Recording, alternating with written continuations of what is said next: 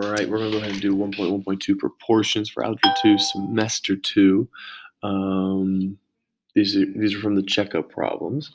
Uh, and then you guys can follow along. I'll do a couple from the top half and then a couple from the word problem from the bottom half.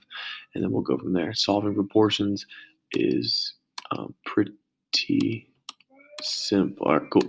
So we set these up. We have two fractions opposite of an equal sign. So fraction, equal sign, fraction. We have one variable, which is that x right there. We want to solve for the x. So we simply cross multiply. We have 8 times x, which is going to be 8x. 14 times 2 is going to be 28. And I follow my steps. I want to solve for x. What's on the same side as x? Well, the 8 is, what is that 8 doing? It is multiplying. How do you get rid of multiplication? You divide. Divide both sides by 8, and x is going to equal, after we go ahead and re-simplify this a little bit, 14 over 4, 7 over 2, I believe. So we have x equals 7 divided by 2. So I just cross-multiply, and then I simplified. Do the same thing over here. Again, we have two fractions separated by an equal sign. I cross-multiply. 20 times x is 20x. 12 times 5 is 60.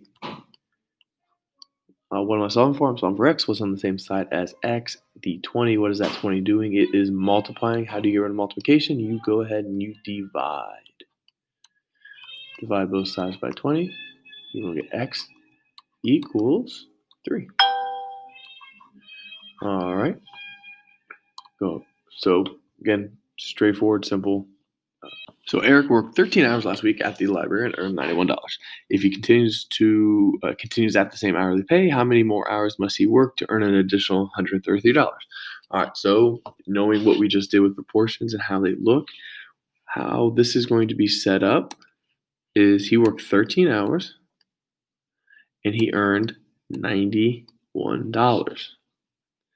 And this is going to be equal to, proportionally, well, how many hours? Well, we don't know. We want to find how many hours. How many hours must you work? So that's what we're looking for. That's going to be my x. And we want to earn $133. All right, so we had 13, which is the hours he worked to earn $91. And then we had x, which represents the hours he will need to work to earn $133. So the hours are on top for both fractions, and the pay is on the bottom for both fractions. And then we're going to do the same thing we did on the last two examples. Is we are simply going to cross multiply. We have 91 times x, which is going to be 91x. We have 13 times 133. That's going to be, and we'll go ahead and put some dollars here.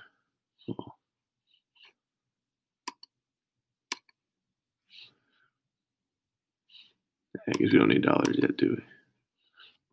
Oh. And bear with me. This is the first time using this system. My system at home is just a little bit better. All right, there we go. All right, so there, and then we're going to go ahead and do divide by 91.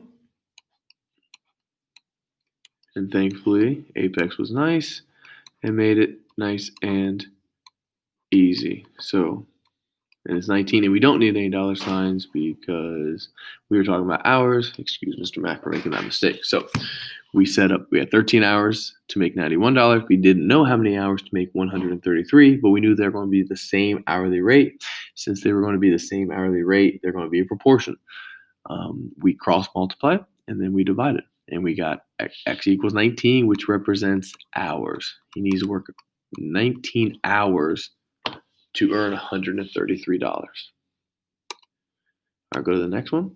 So Jessie worked 22 hours last week at the auto shop and earned $242. If she continues at the same hourly pay, how many more hours must she work to earn an additional $154?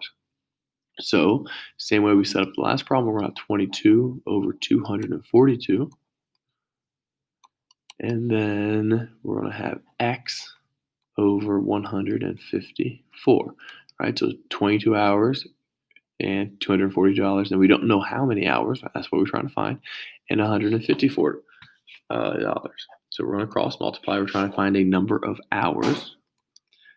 So it's going to be 242 times x, And that's going to be equal to, well, we have 22 times 154, which is going to be 3,000. Let me get the cursor here, 3,388. We're solving for x. 242 is multiplying the x, so I'm going to go ahead and I'm going to divide these numbers, and I am using a calculator because I am not that smart. All right, so x equals 14 hours. So Jesse will need to work 14 more hours, excuse me, to earn an additional $154. That is it. And as always, this is supposed to be quick and easy. If you need more examples, please let me know. I'll make them for you. Just let